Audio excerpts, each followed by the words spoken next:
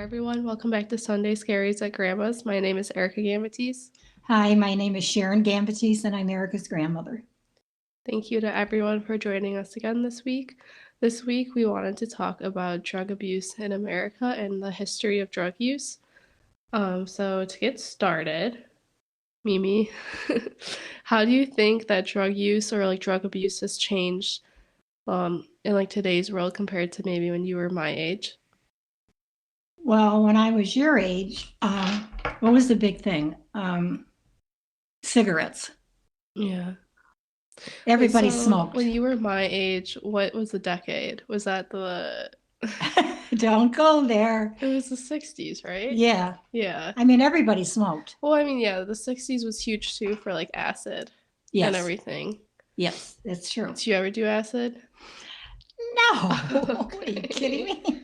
Did you know people who did I acid? don't know, Pete. I do not. Really? Uh-uh. Well, did you know anyone who was like kind of like a hippie? Yes, And then they definitely did acid. well, I don't know. I never asked them. Okay. Okay. Well, to go back into the history of drug use in America, well, I mean, drugs have been around like forever. Like people have like records of drug use with the ancient Egyptians and like using like and them using like hemp and weed and everything like that.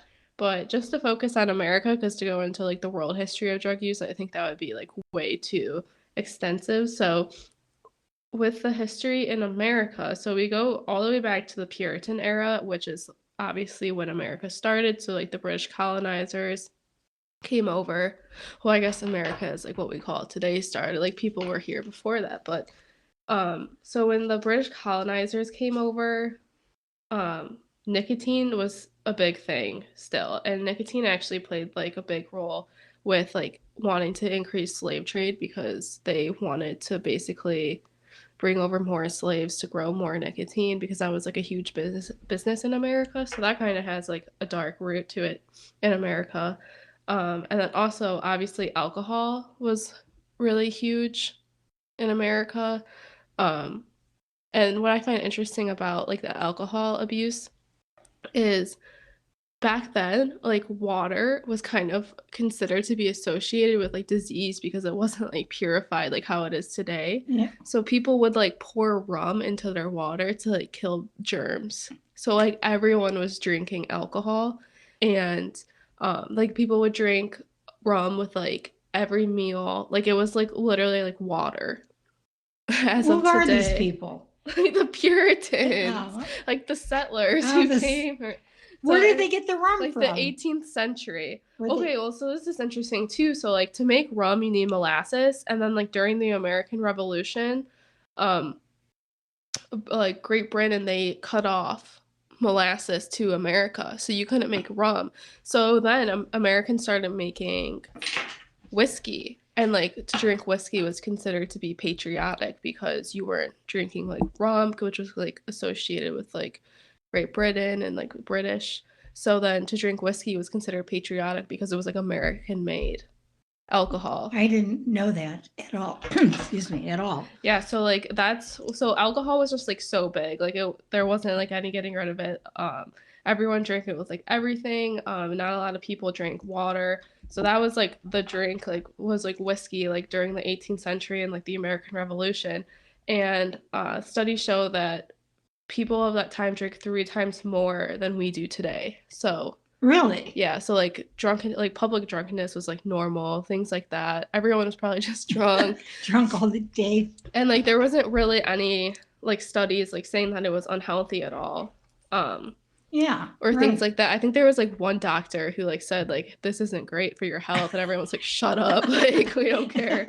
So so that was basically like the 18th century. And then also the opium imports grew 7 times between 1840 to 1870. So opium was getting imported to America. Um, and yeah, like that was just kind of like it was just a casual drug of choice. So then moving into the 19th century, there was a lot more advancements like in organic chemistry. So then this is just kind of like the new drug era with pharmaceuticals and things like that. So as organic chemistry evolved and like pharmaceuticals, pharmacists were able to isolate like, morphine, and they also were able to like discover like IV administration.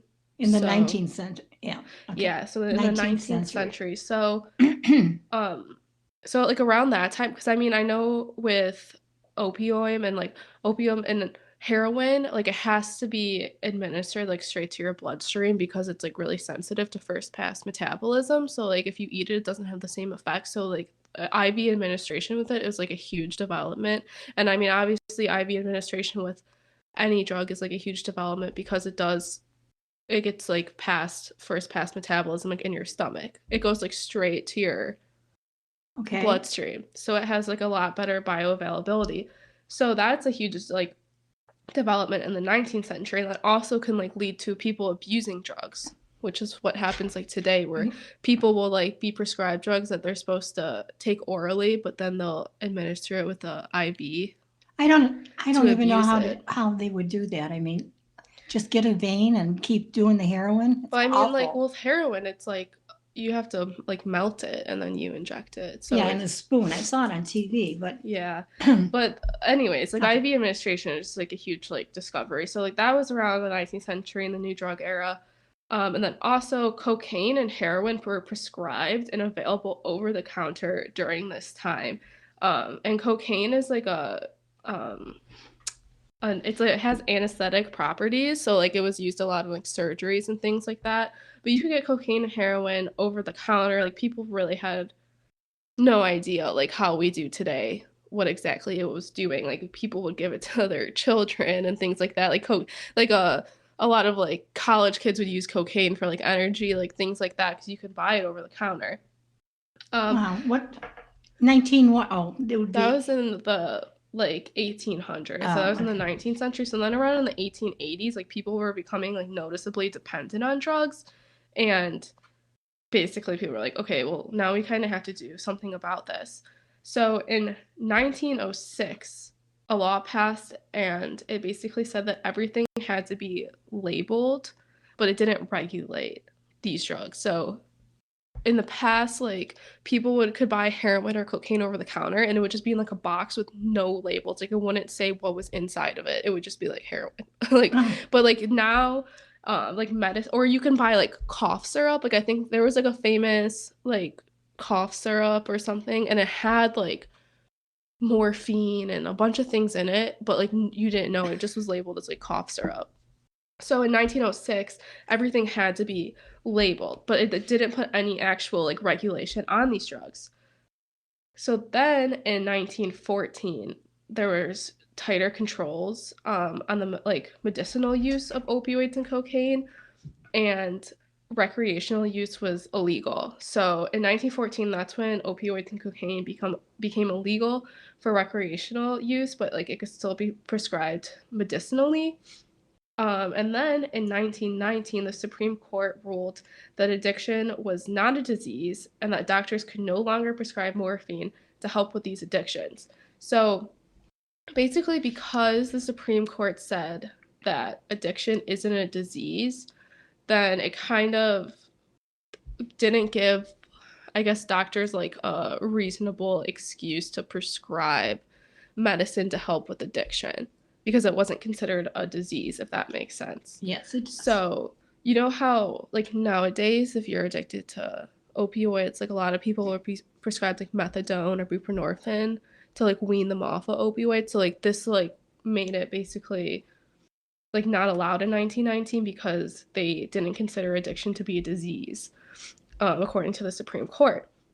So this ruling kind of shifted the narrative of addiction to be something that people were suffering with to basically people who are addicted are criminals because now they were like seen as criminals. So basically everyone with addictions became like criminals in the eyes of the public, and there was a lot of propaganda, and the media kind of just made addicts seem like they were criminal minorities. They really like just showed people as addicts as like being minorities. So like this is one of like the first thing that basically, painted like minorities as drug addicts, even though a lot of people in America were struggling with this. But that's just because of what the media decided to portray it as. This also meant that narcotic clinics like had to close down. So these types of clinics that were helping people with addictions had to close because addiction wasn't seen as a disease. Um, and then also, this created the black market basically for drugs because now that it's illegal, There you go. then you're starting a black market. And then with the black market comes, like organized crime, things like that. So that was in 1919 when it came to drugs. But then also around this time, you have the Prohibition era that was like Yes. just starting to rive up. So in 1917, World War One was like going on, and World War One was actually like a big influence on Prohibition because a lot of beer and alcohol came from Germany, who America was in war with. So drinking kind of became an unpatriotic act because you were kind of just like supporting the enemy, I guess. So that was a big like push for prohibition in 1917. And then also, did you know that women were a big driving force in fighting for prohibition? Because at the time when you were like married or even before you were married, like the man in the family owned all the estates, and like the woman didn't really have a choice in that. So like your dad would like own all your estates, your husband would own all your estates. So then everyone was getting drunk and they were like losing everyone's money. Like they were like losing the family's money. So like women wanted prohibition to be a thing because their husbands or like their dads were getting drunk and like making the family go bankrupt, and they had no say in it because they couldn't own their own estates. So the woman like rallied for prohibition because they wanted these men to stop getting drunk and losing all their money. That makes sense. Right. Which is, I think that's interesting. I never I learned that that in isn't. school. Yeah. It's very interesting. So then in 1920, it's basically when the Noble experiment happened, and that's when prohibition was enforced. So that obviously just banned alcohol, like possession, alcohol selling, things like that. And they bootlegged it again. Right. So because when you ban something, it opens up a black market for that. And so that created the black market for alcohol sales, and that also led to an increase of organized crime. So like that's when a lot of people see like mafia organizations in America. Right. Al Capone like brought in millions from bootlegging. So that like led to a lot of organized crime and just crime in general, and also because the alcohol was not regulated and it was like illegally made and imported, it wasn't as distilled, and people were drinking like really shitty alcohol and getting sick, and like methanol, and like, so because it's not regulated, it's not safe, so it makes people sick. um and so then around 1933, prohibition ended, and so it basically ended because it was hard to enforce. um And the government realized that you can make a lot of money from alcohol and you could tax it. So they wanted that money back, and we were going into a depression. So That was in when? What year? the 30s. I don't know. The summer of the 30s. So we were going into a depression, and they were like the Great Depression, obviously. So they were like, well, if we sell alcohol, we can make more jobs, things like that. So prohibition ended during that time. So then you jump to 1937, and that's when marijuana became illegal, which I find interesting. I didn't know the exact date for that. I didn't either. So like a lot of the propaganda, like the media at that time, they actually used a lot of like prejudice against Mexican immigrants, saying that like Mexican immigrants were the ones who were like bringing in all like the marijuana, and like you shouldn't support them and things like that, because like people just had a prejudice against Mexican immigrants at the time. So like the media and everyone did like a great job at like kind of assimilating those things together. And then everyone who like smoked weed in the media was portrayed as like crazy reefer smokers who were going to like so kill each other. Yeah, and it was like very like, it was like if you smoked like weed, then you were just crazy. So like the media portrayed it that way. It made everyone afraid of weed. In 1937, it became illegal. So then this is when America just kind of started to try and like tighten down on drug use and things like that. So then in the 40s and the 50s, throughout that time, there was a lot of increase in budgets for drug enforcement. Um, so along with that, also at this time is the Cold War. And the government kind of used a lot of scare tactics that kind of associated drug use with communism in order to. You're kidding me. Well, so how old were you like around this time during the Cold War? Do you What remember year? that? Like what it was like at all? No.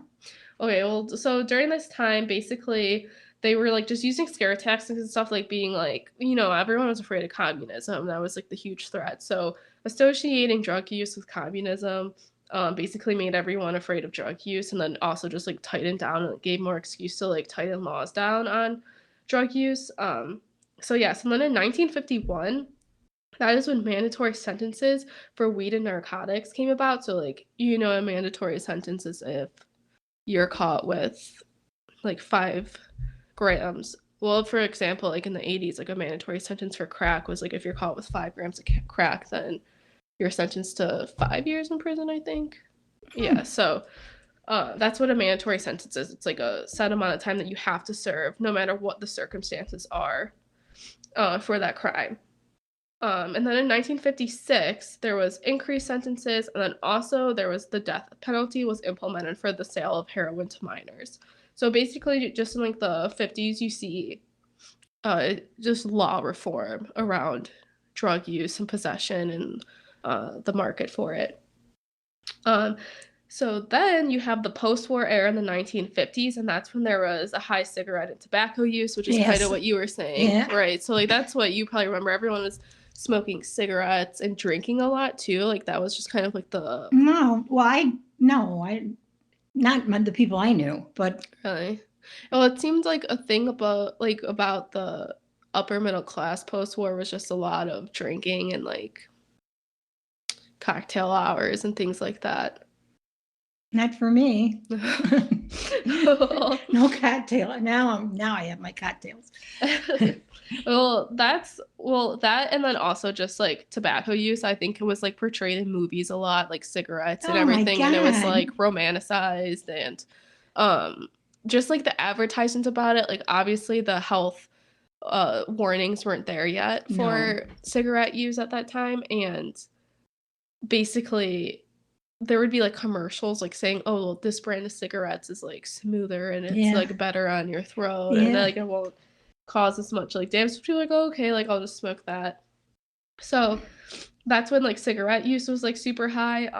And then you move into the 1960s, which is, I think the 1960s is probably like one of the most important like eras of American history.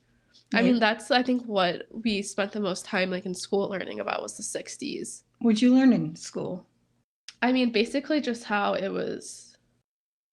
What I find interesting is I obviously wasn't born in the 1960s, but like I feel like you can draw the most like comparisons from the 60s to now because of how divided everything seemed. That's true.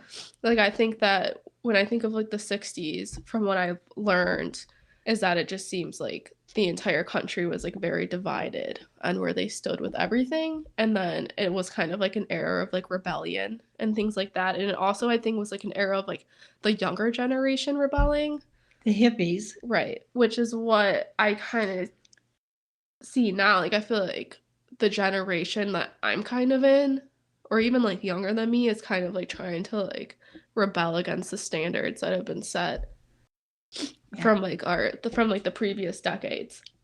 So anyways, with the 60s came like a rise in rebellion, and also like drugs at the time were considering like rebelling against the establishment, and people were saying like, oh, like peace through drugs, and a lot of people were experimenting with LSD and acid, and a lot of people were smoking marijuana, and I think that it was like, one, because the government was so anti-drug that doing drugs was in itself a protest against the government. I don't know about that. Why? Because I don't buy that. What, that it was like a protest against the government? Well, I mean, at that time, I think like because like drug use was like there were so many like, you know, like recent new laws about it, and like it was frowned upon that if you are anti-government, then like doing drugs is kind of like They went a way to together. protest. Yeah. I see. And, like I think it went together, and I also think that like people were kind of like convinced that the government was like the enemy at the time, and that I think still not to this day people think that psychedelics are kind of like opening your mind to a whole new realm of reality that like I think a lot of people think that like the government's like lying to you, and that if you take acid then you can like understand like a bunch of truths to the world that aren't being like conveyed to you And right where in are we front of your getting this acid at? eye. I don't know. I mean like I think there's just like a whole not like stigma around it, but the whole idea that like if you take psychedelics and you take acid, then you kind of like escape into another world and you can like learn a whole new But reality. how long does that last? And then you come back to Earth. Well, yeah, but I think, well, I mean, what is honestly really interesting about acid, and like, I don't want to go too far. I think we could do a whole episode on like acid and like psilocybin and things like that. But people say that like when you do take acid or mushrooms, then you literally light up parts of your brain that have never been like have activity. So people are kind of saying that I think like especially with the time like doing this is associated with like opening up a whole new reality and like a whole new part of your brain that you haven't like used before to kind of like learn more about what's happening around you to become like more aware and things Do like you that. believe that? Um I think that like medicinally acid and shrooms like can have like certain benefits. Like I can see that like being helpful with people with like depression and things like that, which there's been a lot of studies that said that like acid and shrooms have like helped with depression and anxiety and things like that. And I can see like how opening up certain parts of your brain that aren't working can definitely lead to that. But I think it has to be like really controlled in a controlled environment. Like I don't think I, that like I can see its use for like studies and medicinal use and maybe like trials, which they used to do in the 60s. Like there was a lot of trials with it. But it has to be very controlled and like regulated to make sure that one, the information that they're getting is like correct and it's not like tampered with, like based off of like, you know, just like controls that you can't that are just like out of your control, things like that. But um I don't know, as far as that goes, I just think that that's just like an interesting time, I think, to even like relate back to psychedelics and see how why people use it today to why people use it then. I have no idea. I just think it was a whole part of a rebellion, and I also think that it's interesting too today. I think that hippies are like really romanticized. Really. Yeah, like I think that my generation and like even millennials, they kind of see hippies as being like this amazing group of young people who like got together to fight for what they believe in, and like they are, you know, and they did drugs, but like they did drugs together. They made sure everyone was like safe and it was like all like warm and everything like that. And I think that hippies are like very like romanticized, and like they're just kind of like, oh, I'm just gonna like, you know, kind of like Buddhism where it's just like I'm just gonna like stick to like I don't need anything, but I don't hate anything. Like I'm just like neutral, and like that's great. So I think that like that's what people my age see hippies as, like from our textbooks and from, you know, movies that portray them and things like that, especially with like the fascination that people like of my age like have with drugs. But I also think that like there was a lot of things about like hippies and like that generation that a lot of movies and like things just leave out about them. Like they were like a lot of them were drug addicts, and a lot of them died, and a lot of them like sold drugs to other people that ended up killing them. And That's true. But I don't know anybody that at all that happened to yeah. Well, I think it's here. I mean, my what's friends, no. yeah. I just think it's super interesting how it's like really romanticized now by like my generation, like the hippie movement and like peace on earth and things like I like that. that. Right, I like that too. And I think that all of their ideals are like good, but I also think that it kind of ignores the fact that a lot of hippies were like drug addicts and like shitty parents and like like they like neglected their kids and things like that because they were like addicted to drugs. Well, where'd they get the money? I don't know. I think like I mean a lot of them were like homeless because a lot of them were like, well, I don't need material goods. Like I Yeah. don't need anything. I'm just going to do drugs and I'm going to live in my own reality because I don't trust the reality that I'm currently living in, which is what I think is why people get addicted to drugs. And I think it Yeah. was just kind of like I think it's just like such a romanticized lifestyle that's like dangerous because like doing drugs and ignoring the reality around you is It was, one like hurtful to the your loved ones around you, and it too is just dangerous to yourself because I think you might just like ignore a lot that you actually need to pay attention to. I'm sure they do. Anyways, that's my opinion on hippies. Okay. Yeah, I guess. I like it. You have an opinion. But yeah, that was in the 1960s, so that's when acid became really big. The Vietnam War and everything happened in the late 60s. So I know that about 25% apparently of soldiers in Vietnam were reported to use heroin. I believe that. Yeah. Right. So I know that drug use was really, really prevalent with soldiers in Vietnam, like with American soldiers in Vietnam, because one, they didn't want to be there. A lot of them did No. not want to be there. The conditions are really bad. A lot of them were doing drugs to like escape their conditions, but also a lot of them were doing drugs to kind of rebel the fact that they were forced to be there and things like that. So with that came in 1971, President Nixon at the time declared a war on drugs. So a lot of people associate the war on drugs with Reagan, but actually like Nixon was the first one to use that term in 1971. So then in the 70s and the 80s, cocaine became on the rise again for the upper middle class people. So like I said before, like how cocaine was really popular all the way back in like the early like 1900s, like late 1800s. It was really popular and then it was prohibited and it was like frowned upon and seen as like, a druggy, like just bad type of like drug. Then in the 70s and 80s, it came on the rise again, and then the upper middle class people used it, and it was seen as kind of like an elite drug to like get, like if At you parties and whatever. yeah, like if you could do cocaine, then you were like rich, and it was kind of just like, oh, like getting energy to have fun at parties and like expensive things like that. So then at this time in 1986, Reagan declares his war on drugs. So that was in 1986, that war on drugs. So you have cocaine and then you have crack. So cocaine was the expensive drug, and then crack cocaine became widely available in the lower income neighborhoods. Crack cocaine. Yes. Yes. So cocaine's expensive. Okay, so cocaine. I have no idea. Cocaine is like cocaine hydrochloride. Then you have crack cocaine, and crack cocaine is the free base form of cocaine. So basically when you mix water, cocaine, and baking soda, which is sodium bicarbonate, yes, then it creates like a reaction where you get a free base form of cocaine with carbonic acid. And then that's what forms the rock. And so what do they do with the rock? They smoke it. That's crack. It looks like salt. Yeah, like it looks like a little rock. Okay. So basically like you can take cocaine and you can make a lot of crack with it. So then you can sell the crack for cheap. So then crack kind of became popular on the streets, like in lower income neighborhoods, because it was cheap.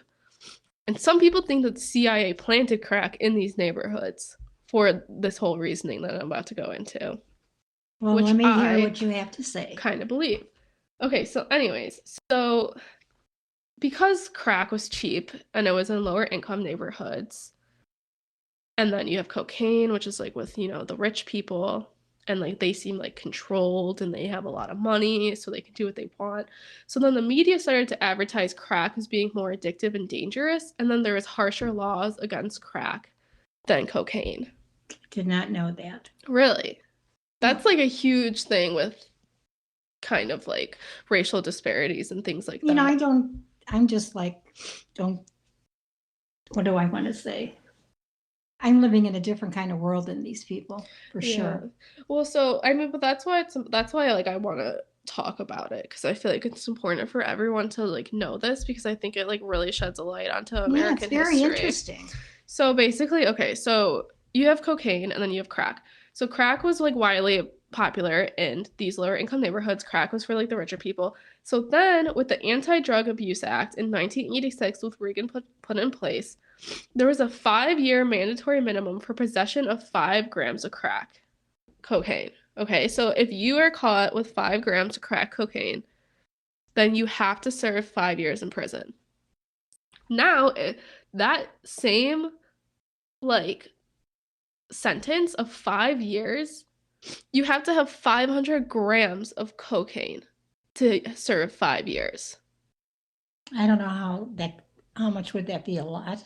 Yeah, that's like over a pound of cocaine. Oh, okay. So you can have a few pebbles of crack and you have to serve 5 years. And then you can have a huge like pound of cocaine, which is a lot of cocaine, and you would have to serve Serve 5 years. So how is that fair? You know, you would have to serve the same amount of years for 5 grams of crack to 500 grams of cocaine. Well, I guess it's the law then. Well, yeah, well, that's the thing. It was like a very disproportionate, like racist law because because cocaine was with the white rich people and then crack was in like the lower income black neighborhoods. So you can be caught with 5 grams of cocaine No, in the rich neighborhoods, you would not have to go to prison. But if you get caught with 5 grams of crack cocaine in the poor neighborhoods, then you would have to go to prison. why doesn't these people have to go? Because that was the law. Like, because they basically, the way that the government and the media made it seem like crack was more harsh, it was more addictive, it was more dangerous because, like, you see a lot of, it was like in the lower income neighborhoods, it was associated with crime and like a lot, like drug dealing became like really prevalent in these neighborhoods because I mean also imagine like say you live in these neighborhoods, one, it's really hard if you're born into a lower income neighborhood to ever escape that neighborhood. Like people say just work hard and you can get out, but that's You know, like 1 in a million. They yeah, they're set up for failure. So one, you introduce a drug into these neighborhoods and you say, hey, if you sell like 5 bags of this, like you'll make $100. They're gonna be like, oh hell yeah, I'm gonna sell that because I would rather do that than like work any other job that's even like an available resource to me like in my environment. So it kind of actually like this whole crack cocaine like epidemic like set up a lot of disparities, a lot of racial disparities among the people in America with minorities and just everyone because now you have a lot more minorities going to prison than white people and people are starting to realize hey like this isn't fair, like why would so many more minorities be sent to prison and not white people for like literally having the same amount of like what is essentially the same drug. I mean when you think of it like crack is even like has like less cocaine in it than actual cocaine. Yeah, that's So it's true. like it doesn't make sense and like there was no science to backing up this law and this law is literally called the 100-to-1 ratio because you have to have 100 times the amount of cocaine as crack to get arrested for the same amount of time. It's interesting. So, and there's like really, there's no scientific evidence for this law. Like, there's no reason why you should have 100 times more cocaine to be punished the same amount as the about for 5 grams of crack. Like, there's absolutely no evidence to back it, and it had a disproportionate impact on Black communities, and it led to a lot of stigmas on Black communities. It led to a lot of people in Black communities getting like hooked on drugs, getting into selling drugs, like being sent to jail. And then that's where you get the whole idea too that like Black people are criminals because of this, because of these laws and the way that the media portrayed it. And I mean, even the fact that some people don't know this today is crazy. I didn't learn this until I was a junior in college, Really. which blows my mind and it makes me like sick to my stomach because like I think I should have learned this in high school at least. And the only reason why I learned this my junior year of college was because I took a class. I needed a class that fell under a writing intensive for me to graduate. So I took a class that was called Intro to Corrections, like what's it called? Like jail corrections, like prison. So I Okay. learned about all of that, and I learned this class like I mean, I took this class basic not by mistake, but like I wasn't even like I didn't have to take this class. And like this is where I learned this information from about the whole 100-to-1 ratio and how it like really caused a lot of problems with like racial disparity in America. And it still does today, and it like still negatively affects these neighborhoods today. And this law didn't get changed until 2010. Oh, Yeah. So in 2010, Obama signed the Fair Sentencing Act, which got rid of the 5-year minimum sentence, and then it changed the ratio from 101 to 18-1. So okay. you can, but like still, you can still be caught with 18 times the amount of cocaine as crack, and you will get the same amount of sentence. You just can't, you don't like that at all, do you? No, I think that's horrible. They're the same ingredients, but you get so much less of a sentence with cocaine because it's just seen as like more of a high-end like fancy drug that people like with privilege use. See, I'm not used, no one that I knew or the area or where we lived, I wouldn't even know where to buy drugs at. I mean, I'm Yeah. sure they're all around me, but Yeah. I mean, when you're not in like the world of even using drugs, like I get why you no, I wouldn't have no like idea what it's like. know this, but I think it's like I mean, just for me, like as a 23-year-old, and like when I was like going through college and I was taking these classes, I was like amazed by these things, like because you don't learn them in American history in high school. No, you I had don't. to learn them in college through a class that wasn't even required for me to take, which is like blows my mind.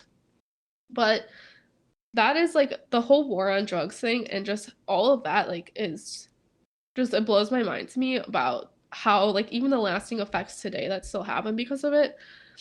But yeah, so that was but that's what going back to what I was saying about the CIA. People think that the government planted crack cocaine into poor neighborhoods basically to get more black people into prison and to like just create a worse stigma towards black people in like minority I communities. wish that wasn't true. Well, I hope it's not I true, but hope I could so. see it being true. I mean, Anyways, okay. So then you have the 1990s, and that is the rise in house music and raves and things like that. So do you know what drug was big in the 90s?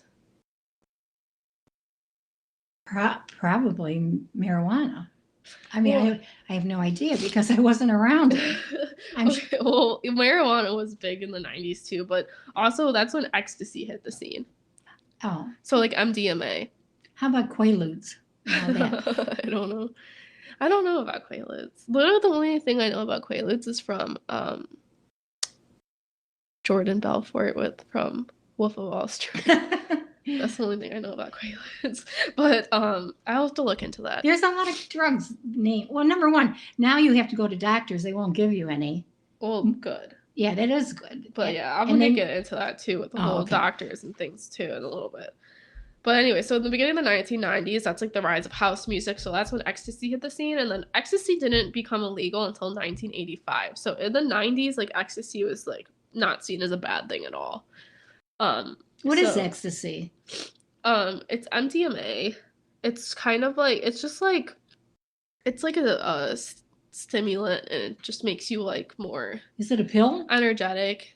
Yeah, like they have it in like ecstasy is like in a pill Pill form, but like then there's like Molly, and like they actually have like a rock form of Molly and things like that. But um yeah, it's kind of it's like a stimulant. It actually makes you like really dehydrated with this, which is dangerous.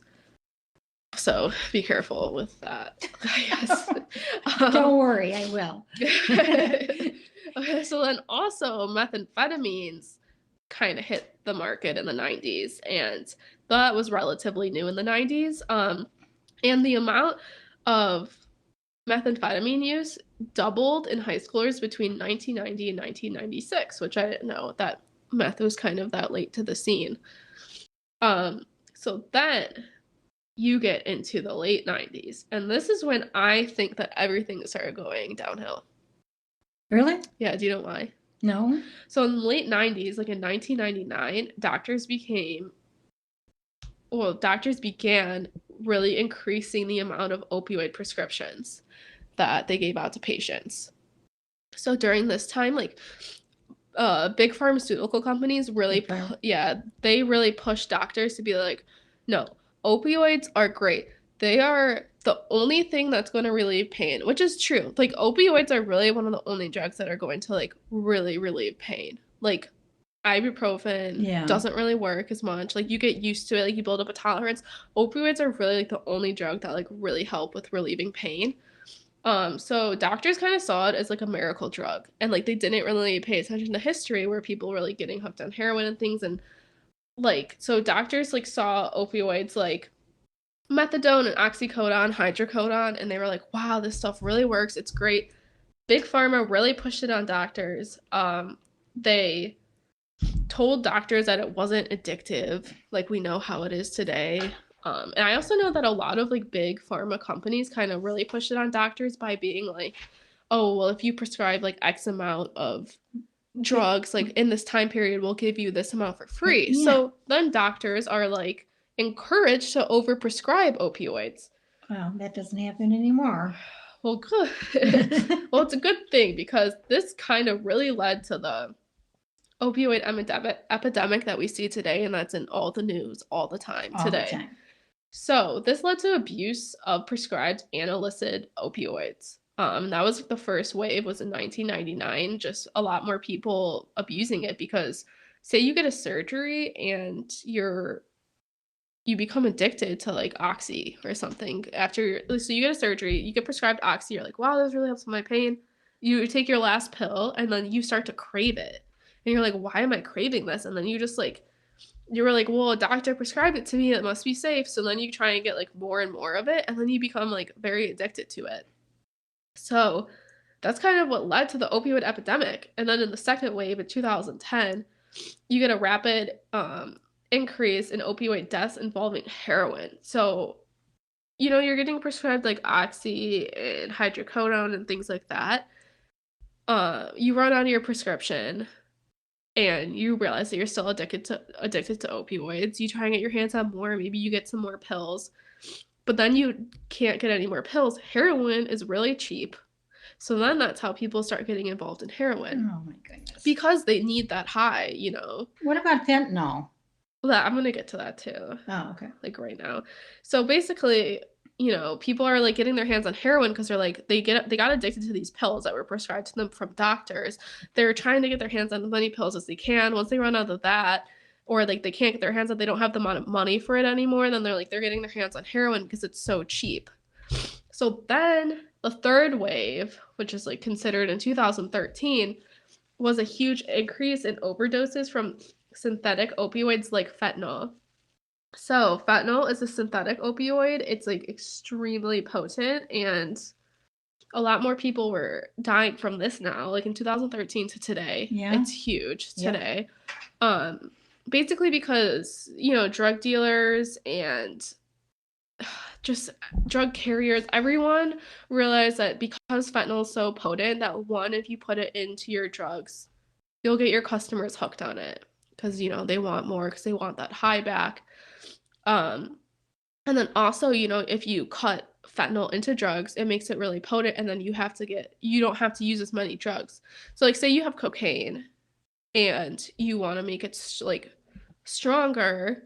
Well, first of all, cocaine is always cut with like usually baking soda or baby laxatives or things like that. No idea. So like when you're like, if you were to buy powdered cocaine, it would not be 100% pure cocaine. Like it's always cut with something to make it. Always? Yeah. Like you never buy 100% pure cocaine on the streets. So now say, well, one, fentanyl is cheaper than buying the equivalent in cocaine or heroin or things like that. So say you want to like keep your customers hooked, but you also have to get them you have to get them high, you want to keep them hooked, but you want to save money. You're going to put less cocaine in there. You're going to put like more baking soda, and then you're going to put a little pinch of fentanyl, and then that's going to keep them hooked. Like that's going to keep them high, and that's going to keep them coming back for more. And it's also going to keep you from like you're going to save money now because you're using less cocaine, which is a really expensive drug. So that's when fentanyl really started going crazy, like just it hitting the market because everyone knew that it was really strong. And there's like so many misunderstandings about fentanyl because one, like, How I do you mean, take fentanyl? Is that a pill or? okay, so there's so many ways to take it, and fentanyl is prescribed. Like, there is less, uh, like it is, I think it's a Schedule 2 drug, and like heroin's a Schedule 1 because you can be prescribed fentanyl. Like, they put fentanyl in lollipops and they give it to kids. Why? Because say a kid got into like a car accident, Oh, okay. then the kid goes to the hospital, they're like screaming in pain. They give them a fentanyl lollipop and it like helps them with their pain. And like that's used a lot in hospitals and things like that because there's a certain amount of regulated fentanyl in that lollipop. There's such a small amount that it's safe for kids. Then you have like fentanyl patches, and say like you are maybe you got like a really bad surgery, you got into like a really bad accident. You could put a patch on you on your arm and it does like slow release fentanyl.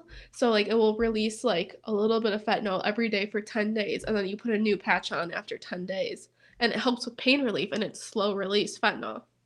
So that's prescribed too. Well, if you use it properly, I think it's okay. Well, yeah, but the thing is, one, it gets people hooked, and then two, people can abuse it. So, say you have a patch of fentanyl, and it's supposed to be a slow release fentanyl patch. Okay.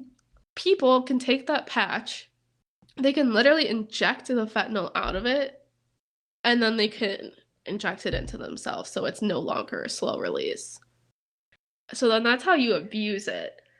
And Well, what is the, I mean, what it knocks you out?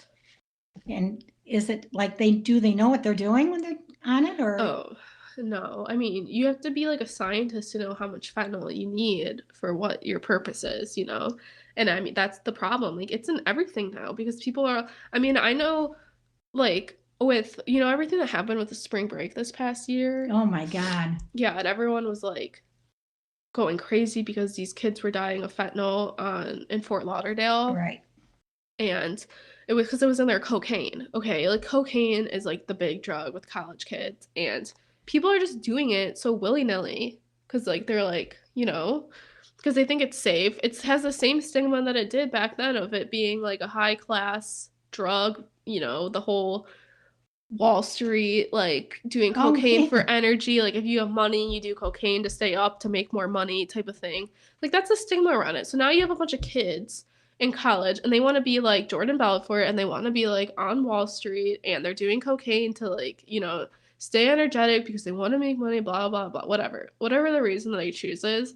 But they don't realize how prevalent fentanyl is nowadays and it's in fucking everything. Like Mac Miller, this is what I say to everyone who like ever even thinks about getting involved in this shit. Mac Miller was a huge celebrity. He had a lot of money. You don't know who he is? No, who is he? He was a rapper. Oh, He was a okay. really big celebrity. All right. He overdosed. He actually overdosed of like a cocktail of different things and like basically if he were to take just like one of the things that he was taking, then like he wouldn't have died. But because it was like a mixture of a bunch of drugs, he died but basically because there was fentanyl in his cocaine, he died. So if you think that someone who is a celebrity is like has millions of dollars can die from it, you think that you're immune? Like, do you think that you, like a little 22-year-old in Fort Lauderdale on spring break, is immune from fentanyl? But when a millionaire is dying from it, it's everywhere. People are cutting in everything. People are like, oh, I trust my dealer. And Oh I'm my like, God. your dealer is not picking the cocoa leaves off of the fucking trees of Colombia. Like, your dealer is not getting that straight. Like, there's chains to it. There's so many different steps to get it from Colombia into your nose. Like, so you don't know what's going on with it. Like, it is so unsafe now. Like, They don't care though.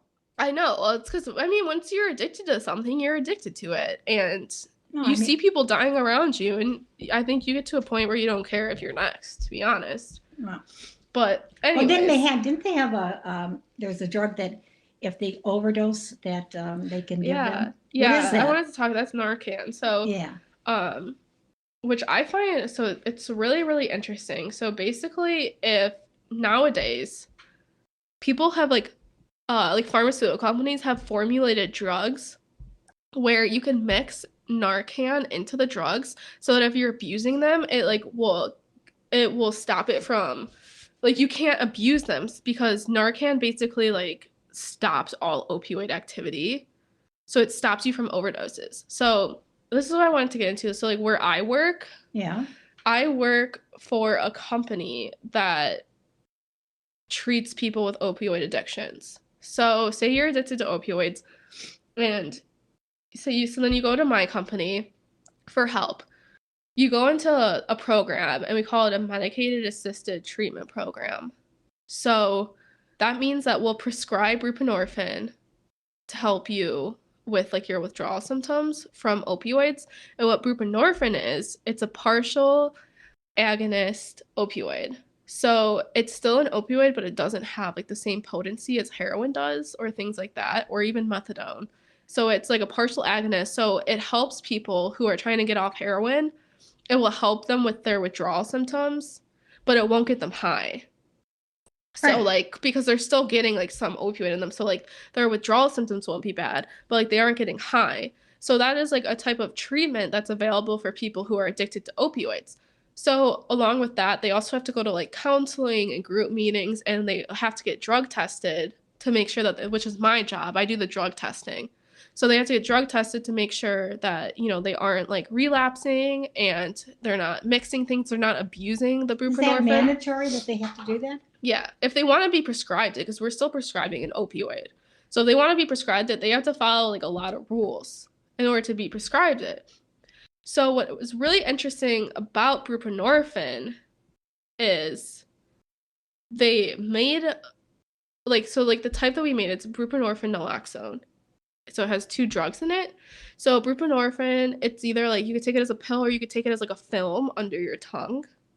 But it's mixed with Narcan. So if you were to abuse that film, so like say you took that film and you melted it down and then you injected it into you. If it was just buprenorphine, you would get high because you're like passing first pass metabolism and like you're still having like enough opioid to get you high. Okay? But since there's Narcan in it, which depletes the purpose of like not depletes the purpose, but it gets rid of all of the capabilities of an opioid, then you wouldn't get high because like it's basically like you're injecting it with an opioid, but you're also injecting with an opioid antagonist. That's just gonna like cancel it out. It just doesn't make sense. Why would you do that? Well, okay, so it's because it's like a safeguard put in place by companies and pharmaceutical companies to make sure that people don't abuse the drug. Because if it was only buprenorphine, they could take that film and inject it and they would get high. But since it's buprenorphine Narcan, it cancels it out so they can't abuse it. But it's like you have to like go into the science of drugs and how it actually like affects your body and like the pharmacology of it. Because basically the Narcan that's in it, when you eat it, so when it's like in the film or the pill, it doesn't do anything. So the buprenorphine works. Okay? But then when you inject it, then the Narcan can act as an antagonist onto the buprenorphine. So then the buprenorphine won't work. So basically when you're eating it or you're taking it orally or sublingually, the buprenorphine works, but the Narcan doesn't. Then if you're abusing it and you're injecting it, then the Narcan works, but the buprenorphine doesn't. So you can't abuse it. And that's like a genius thing that like pharmaceutical companies have done for drugs. And that's like a lot of drugs too. They've like added it. They've added like naloxone into it because then you can't abuse it. Like even with other drugs on the market that are like prescribed so that you can't like take a pill, crush it, and then snort it or inject it because then the Narcan's going to kick in. I always wonder what's the feeling they get. I mean, that this high, that everything, what's like a rainbows and I don't know. I mean, apparently, like opioids are like the best high ever, so that's why people get hooked. People wouldn't be getting hooked if there wasn't, an amazing feeling associated. I mean, I think I was watching The Sopranos and I listened to a podcast called Talking Sopranos, and they like break down every episode in it. And you know how like in The Sopranos, like Christopher's a heroin addict? Yes. Well, so he did a lot of research for it, and then he went on the podcast and he talked about it. And he said how like he said that like people who are like addicted to opioids, like they'll be so sick, like they'll be puking, but like they don't even care because they just like love how they feel. Like they'll be like puking and they just like love it because it just feels great. I mean, it just I Doesn't don't make know. sense, but I mean, it's really just crazy I don't know how. if you're an addict, you're an addict. I think it's somewhat hereditary. Yeah, I agree. I mean, I think that it all creates like a perfect storm, and that's where the whole legality of drugs like comes into play, where it's like, how people are like, oh, well, marijuana isn't a gateway drug. Or the other side of the debate is marijuana is a gateway drug. Because people think that, oh, when you smoke weed, you're going to end up doing other drugs. There, exactly. And then there's another side of the debate where it's like, well, it's not. But I think it's more of like an in between. I think that like weed can be a gateway drug. Because I think if you're like smoking weed, but you also have like the perfect storm around you of other things that will lead you to smoking drugs, like hanging out with people who do other drugs and bad things going on in your life and like things like that, then you're going to turn to other drugs. But I also think like if you're smoking weed but like the storm around you is calm and like you have other things, so you have other hobbies and you have friends who don't do drugs, then you're not going to end up doing drugs. Like I think it's but like I also see how like it could be like a driving force, Right. People for think that. that. Because I mean, most people who do heroin have done weed in the past, Really? I mean, yeah, like you don't just start out with heroin. A lot of people like will progress. Now, heroin, you have to inject it, right? Yeah, which I mean, a lot of people really don't like understand that either. Is like you can't just like eat heroin. No. Like that's why people inject it or snort it because then it goes straight to your bloodstream. And like there was a whole debate with like the spring breakers in Fort Lauderdale, how saying that like one of the guys died of fentanyl from getting the other guy mouth to mouth. But like the bioavailability of fentanyl, like it's like I don't want to spew out a number, but I know it's like a pretty significant number. Um, the bioavailability is a lot lower when you take it orally compared to injecting it or snorting it because when you're eating something it goes through your stomach and it's going through a whole different type of metabolism where it's like immediately getting broken down compared to when you're injecting it. It's not getting metabolized, like it's going straight to your bloodstream, which is making you high. So like people don't understand that, and like that's how you like drug abuse even becomes like a thing, because you could take a pill which is meant for orally and it's meant to be metabolized to your stomach, and then the active metabolite is like the drug that you're supposed to be taking, compared to when you're injecting it and you're getting you're getting like the raw drug itself into your bloodstream. You're not getting the active metabolite or the inactive metabolite or a mixture of them. Like every drug is different. I'm sure. But I mean that's how like the metabolism works, and like it's the same thing with heroin. Like you take heroin and it like almost instantaneously is converted to 6-MAM, which is its like immediate metabolite. And then after that it gets metabolized to morphine. So but like people don't realize that like you're injecting it and it's immediately getting metabolized, and then like that's like the active metabolite and then it turns to deactive. How long does a hit, is that what they call it, a hit, last? I don't know how long. I know that I think it takes 6 minutes for it to turn into 6-MAM, but like I'm not I mean, exactly a positive. couple That's just like hours? from what I learned at school like years ago. But I don't know how long it lasts. I think a lot of people just end up falling asleep, to be honest. Like, And then they get back up and that's what I see in the movies. Everyone Me just too. falls asleep. But yeah, but I mean, that's like opioids. I think that's where we're at now, like with America today, is the opioid epidemic and it all started with doctors and big pharma, and that's what we're starting with today. So it's like where I work and everything, like that's a clinic that tries and helps people wean off of it. Um, but yeah, so for as far as like stats go with that, to see like where we are today with that. So the number of drug overdoses have quadrupled since 1999. Oh, that So, I is. mean, we just went through the whole history of drugs in America, kind of like Yes. from the start of time, and to think that in the past 20 years it's quadrupled, like from all that crazy shit I was talking about earlier, like all those drugs that people were taking even legally, now it's just quadrupling. So like we obviously have a problem on our hands. Then also in America in 2019, 70,630 people died from drug overdoses, and over 70% of those overdose deaths involved an opioid. So obviously, that's our problem is opioids in Okay. America, and it started from Big Pharma, which is great. I don't think enough people notice that either, but that's our problem, and like that's where we're going with it. And what I find interesting is that I think we're kind of starting to take a new approach. I think in the past, uh, basically America has tended to spend more time, more effort, more money in punishing drug use rather than preventing it. And now I think we're kind of starting to try and prevent it rather than punish it. Because of you know how Oregon just decriminalized drugs in 2020? No. Was it 2020? Yeah, I think it was 2020. So Oregon, they decided to pass a law that decriminalized possession of small amounts of cocaine, heroin, LSD, and meth. And basically, if you're caught with like a small amount of any of those drugs, you basically get like a parking ticket. Like that's the equivalent. It's a parking ticket In and a fine. Oregon? Yeah. So they're doing that. Basically, What? okay. How's that going to help anything? Well, so this is a thing though.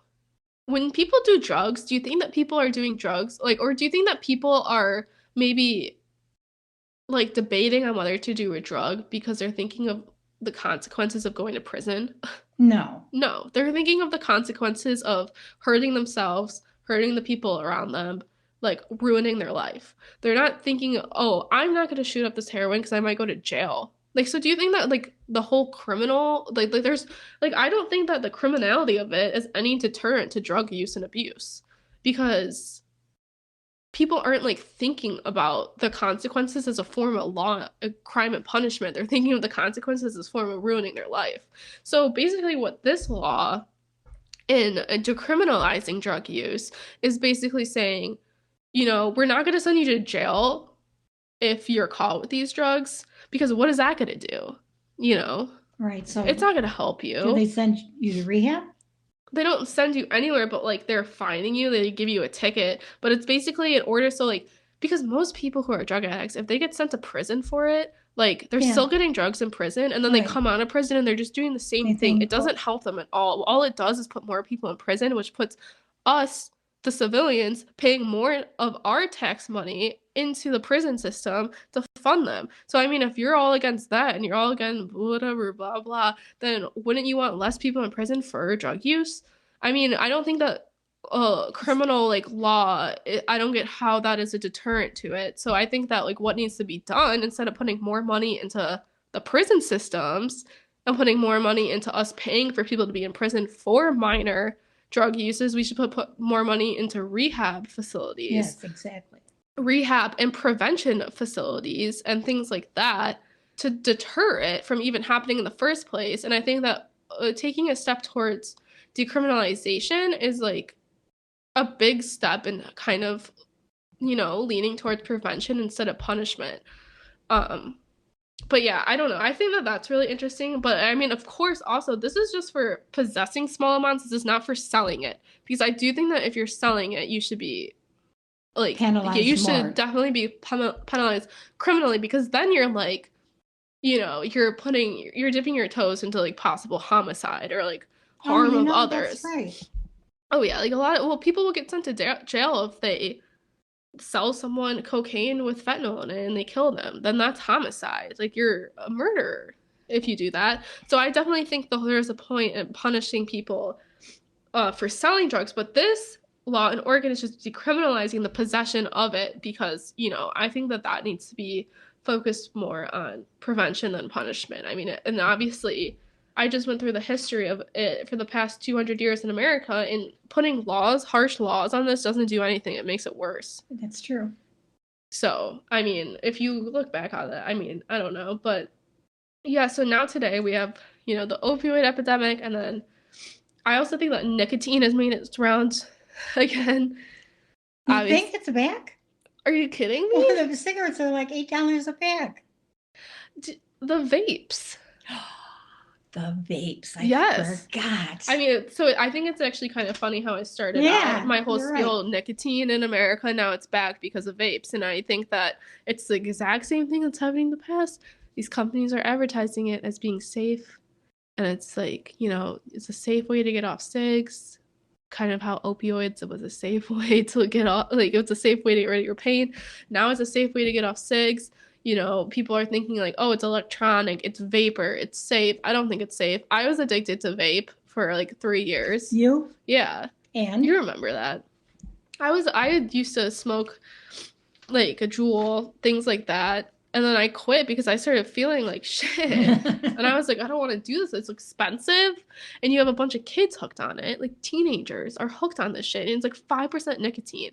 One Juul pod is equivalent to a pack of cigs. What? And you have fucking 14-year-olds like chucking those things Oh my God. into their lungs. And I mean, it was so hard to quit it. But like I quit it because it was bad. But I mean, that's like the new thing. And I found a stat that said in 2018, which is only like a few years ago. I still think that these stats would be the same. 1 in 20 Americans used vaping devices. Well, now there are vape stores on every corner. I know, it's really bad. And I mean, I think what's so bad about it is that like so many kids are like really addicted to it. Like I remember when I was like introduced to a Juul, I had no idea what it was. And I was like, oh, it's just vapor? Like, oh, there's nicotine in it, but like I'll be fine. I'm not gonna get addicted. Like getting addicted to nicotine is just like it's almost like I think that as a kid, like when our parents would say how addicting nicotine is, like I would just be like, no, it's not. Like you guys are just weak. Like like type of thing. Like I feel like like as a kid when like you're told that nicotine's addicted, like I remember just being like, I would just stop. Like I just like you can just stop. Like you don't have to do it. I think the worst thing there is besides bigger drugs. Cigarette smoking is so hard. Yeah, it is really addictive. It's the weirdest feeling in the world when you crave it too. It's like, you just feel uncomfortable until you have it again. Well, how long did it take you to get over it? Like months. Really? Yeah, I would literally like just shove sunflower seeds in my mouth. Oh, the sunflower days. I would like just suck on sunflower seeds for like hours. Like my tongue would be cut up. Like the inside of my mouth would be completely cut up because I would just like all day long. Because I used to smoke it a lot while I was like studying. And then I quit. And then then I started eating sunflower seeds while I was studying. And I would be sitting in a study room and I would have a pile of like chewed up sunflower seeds on the table. And people would like walk by and probably think I was like crazy. But yeah, so I mean I think that's like today with kids is definitely nicotine. And then lastly, I think that's like the last thing that we could talk about that's really big today is weed, obviously. Obviously. Because, there's 39 states, including DC, that have made weed legal medicinally, and then there's 19 states in DC who've made it legal recreationally. That number's obviously going to go up. I don't know if it's like going to federally be approved anytime soon. I think that it should be because I think it needs to be regulated. I think it just goes back to that argument of like, once you take away these drugs from the market, then there becomes a black market for it, and that's not regulated, and then people get sick. So if people are going to do it anyways, it should be regulated so that you can make sure it's safe, so that you can make sure that people are doing it safely and it's not sick. People are going to do it anyways. The black market for weed is obviously huge. You can get it anywhere. Yeah, but like... And people do. Well, it's something you can go and buy it in stores. We can't right now. Yeah, well, medicinally you could, but I mean, I don't know. There's just like the market for it is huge. The black market's huge. I think it literally goes back to when you look back at like the Prohibition era, how I was talking about. It was illegal, and then people realized that they can make money off of it, which I think is what these states are doing. They're realizing that they can make money off of weed, and then also people were getting sick from it because it wasn't regulated. Now that it's legal, there's labs in a bunch of states that can test this weed to make sure that it has no pesticides on it, to make sure that it's not laced with anything. So it's regulated, it's safe.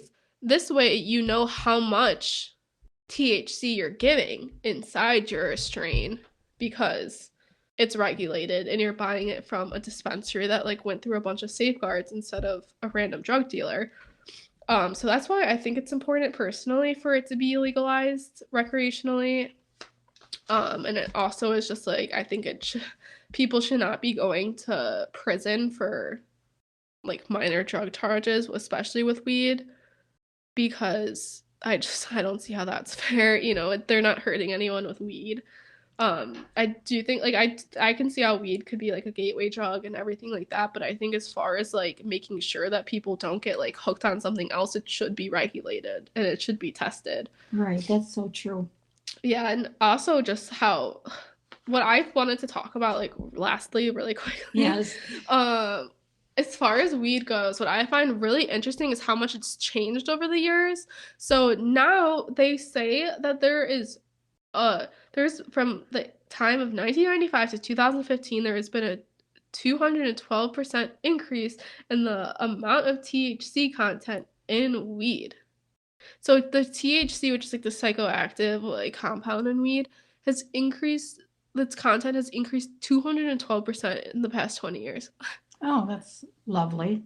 So they're making weed like so much more potent. And what I find interesting about it is like, you know, people are using what we know now about genetics to breed weed and to make it more potent. So you can like literally choose what two strains you want to breed and then you can like breed them together to make them more potent. And like I think it's like cuz like plants have like sexes to them, so like the female plants are like I think you have like more I didn't realize that either. THC that you could like you use science and genetics to like breed them to like get like so that's why you know how they have like indica and sativa and like the ups and the downers weeds, you know, weeds that make you more energetic. Yeah. There's like different strains and like they all like goofy names to them. But like now you can like breed it, but the whole what people are thinking the problem is that weed nowadays is like way too potent because it's like there's so much more CBD there's so much more THC in weed compared to CBD, which is like the relaxing side of weed. So now people are going kind of like crazy from it. Not crazy, but like it's a little bit too like stimulating compared to when you were my age. It was more mellow and it was just like weed. It wasn't like indica sativa like blah blah blah blah blah. Yeah, they were like it was just like weed. Mellow. Right, but now it's like there's so many strains of it. It's getting really potent, so it's going in like a weird direction that I don't know how I feel about. Like I think that the science behind it is like so fascinating, but I think it's kind of dangerous and like I know so many people who get really paranoid from smoking weed because of how much THC is in it nowadays. Is that right? Yeah, like I can't smoke weed because like I get really paranoid if I smoke weed. Like I stopped smoking weed like years ago. Like I tried it in high school and stuff and I couldn't do it anymore because I just started getting like paranoid. I didn't like how it made me feel. I would take one hit and I would just be like really paranoid. Didn't make you feel like good? No, I hate it. I did not like it. So I haven't at all like in years. But yeah, it's like I don't know. It just I think that that's just why I want to touch on it because I think that now that they're like you know engineering it to make it how they want, there's a lot more THC and it's a lot more potent than it used to be. Like it's a lot different than the weed that you might have smoked. So yeah, that's where it's going. I mean, I think it's interesting to see where it goes, and I think that's another reason why it has to be regulated because then we can like kind of control exactly what we're doing with it, and you can choose what kind you want if you have an interest in it, especially for like medicinal purposes. Because like, say you wanted it for medicinal purposes, Yes. say you buy it illegally from someone, it could be like way too much THC for you. Right. Especially because like so you have like back pain and stuff. Mm-hmm. You would probably want something that has more CBD in it than Right, THC. But like you don't know exactly what you're getting when you're buying it from someone illegally. Oh, I wouldn't even know where to go. So. Right. But like if you were to get it from a store, you can know like exactly what's in it because it's regulated, it's tested, it's engineered by a scientist, blah blah blah. So yeah. So that's where we are in America today with drugs, and I learned a lot from you today. I thank you for that. No problem. All your I know research. I feel like I did a lot of the talking today. So you did. Do you want to talk about it? No, you did. But I was interesting listening to you. I was interested listening to you. Yeah, Can't even talk myself. As far where do you think it might be in like the future? God only knows. I have no idea. it is scary to me. Like that's just one of the things that I'm scared about for the future because it's like, I think this is one of the first like subjects where I think it might be going in a better direction as far as like law goes and like what we're doing with it and the studies we're doing, but I don't know. It's what to me the scariest thing is the whole war on drugs in like the late 80s and how that really just did a lot of damage to society and then also like big pharma pushing drugs I think is disgusting. So those are two things that scare I me. agree. But yeah. But yeah, thank you. Thank you. Yeah, Yes, thank you for listening. We hope you learned something. I And did. yeah, and if you have any feedback for us, let us know. And we hope everyone has a good 2 weeks. We'll be back in 2 weeks with a new topic. Thank Bye. you. Bye.